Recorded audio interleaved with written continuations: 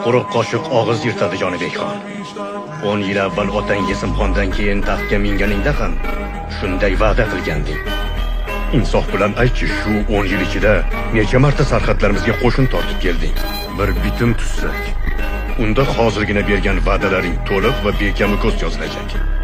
Hujjat ostiga o'z muhringni bosasan. Men uni Imom Qulixon hazratlariga yetkazgun.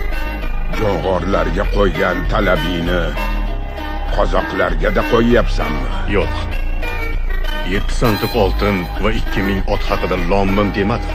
Unda bizning ham shartimiz bor. Sen hozir shart qo'yadigan emas, shart qabul qiladigan holatdasan, Jangir sulton. O'z shartingni asrab qo'y. Qachonki akang Jonibek xon taxtdan tushib, sen xonlikka ko'tarilsang, ana o'shanda aytasan shartingni. Mayli, roziman, Amir Bahodir. Og'am Imom Qulixonga mendan ko'pdan ko'p salom ayt.